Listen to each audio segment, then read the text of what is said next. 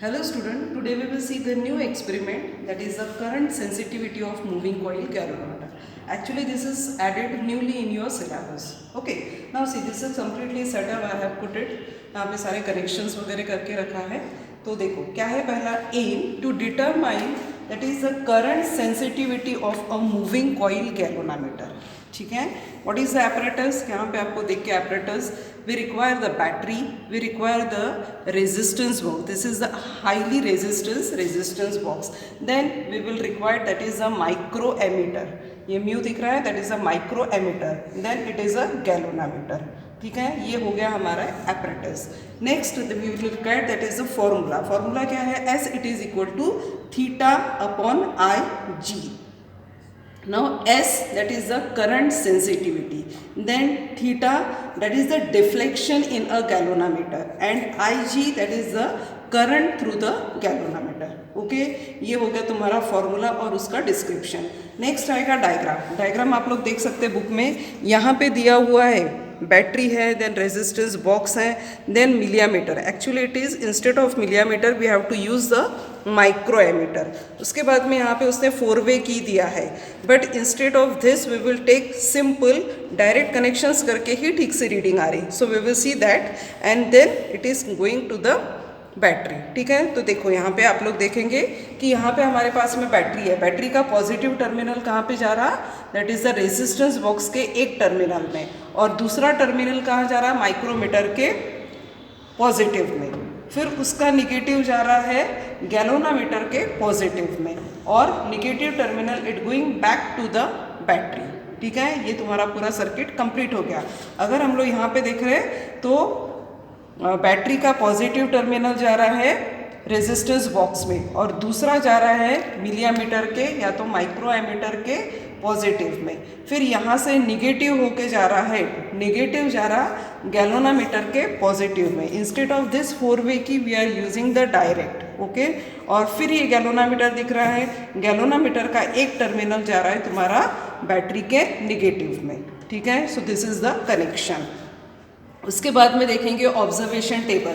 Now in this observation table you can observe that the table में क्या क्या दिखा है? रेजिस्टेंस, उसके बाद में करंट है, उसके बाद में करंट इन दिस माइक्रोएमीटर, फिर हम उसको कन्वर्ट करेंगे एमीटर में. Next column that is the deflection theta.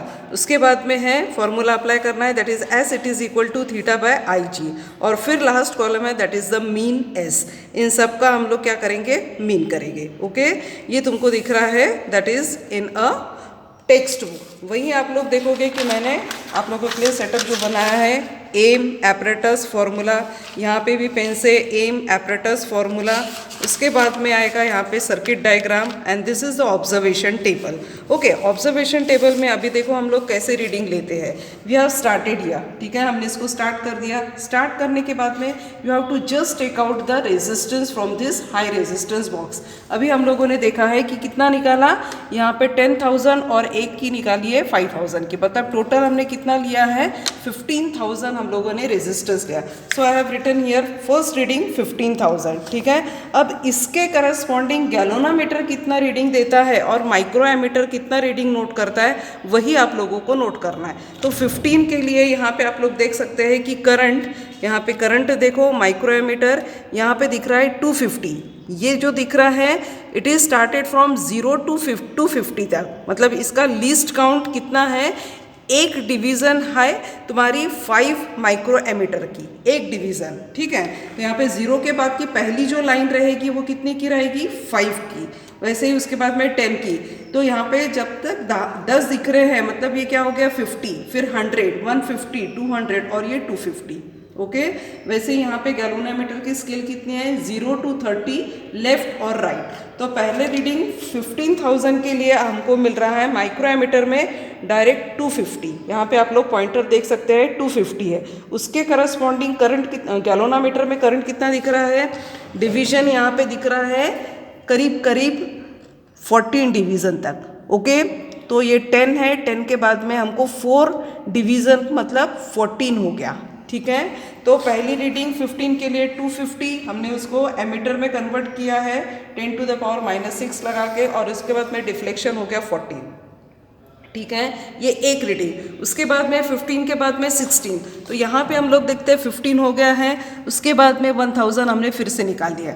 इसके करस्पॉन्डिंग आप लोग देखोगे कि माइक्रो एमीटर कितना शो करता है, यहाँ पे दिख रहा है तुमको करीब करीब 235 के पास में, ठीक है, 235 के पास में वगैरह दिख रहा है। उसके करस्पॉन्डिंग हमको गैलोनामीटर नोट करना है। गैलोनामीटर दिख रहा है हम लोगों को 14 पहले था, अभी करीब करीब 13 पे एक डिवीज़न कम हो गया, और ये क्या हो गया तुम्हारा, वो भी करस्पॉन्डिंगली कम होते जा रहा। तो 15 के बाद 16 होने के बाद में हम क्या करेंगे 16,000, उसके बाद में 17,000 के लिए फिर से करंट नोट करो और फिर से गैलोनामीटर नोट करो। दोनों क्या होते जा रहे हैं, डिक्रीज होते जा रहे हैं, ठीक है। उसके बाद में 17 के बाद में 18,000 और उसके बाद में 19,000। So you can observe here 15, 16, 17, 18 और 19। उसके करस्पॉन्डिंग मैंने यहाँ पे माइक्रोमीटर नोट किया और उसके करस्पॉन्डिंग गैलोनामीटर डिफ्लेक्शन नोट करते गए। तो दोनों में हम लोग देख रहे हैं कि वो डिक्रीजिंग ऑर्डर में हमको दिख रहे हैं। जो माइक्रोमीटर है उसको सिर्फ एमीटर में कन्वर्ट करने के लिए वी हैव के मल्टीप्लाई विद 10⁻⁶, ठीक है। और उसके बाद में करंट सेंसिटिविटी फाइंड करना। अब करंट सेंसिटिविटी फाइंड करने के लिए we have to use the calculation. तो S1 it is equal to apply the formula theta divided by IG। दोनों थीटा की वैल्यू कितनी है 14 रख दिया हमने। उसके बाद में IG कितना है हमारा, IG आ रहा है 250 इंटू 10⁻⁶। पुट कर दिए वैल्यू, ये ऊपर जा रहा है 10⁻+6 हो गया। इसको डिवाइड कर लोगे तो लास्ट में आपको मिलता है 5.6 इंटू 10⁴। तो ऐसे बेटा पूरे पाँचों का कैलकुलेशंस आपको करना है। यहाँ पे मैं दिखा रही हूँ पाँचों का कैलकुलेशंस किया है, ओके। और पाँचों का कैलकुलेशन होने के बाद में आपको नेक्स्ट कॉलम क्या है, मीन का। यहाँ पे दिख रहा है मीन, तो मीन कैसे मिलेगा, ये पाँचों का जो कैलकुलेशन किया है करंट सेंसिटिविटी उसका मीन लेना है। तो ये पाँचों को ऐड करो, डिवाइडेड बाय 5 करने के बाद में you are getting the answer 5.42 into 10⁴, ठीक है। और लास्ट में आपको लिखना है रिजल्ट और प्रिकॉशन गेटिंग। तो ये हो गया तुम्हारा पूरा एक्सपेरिमेंट।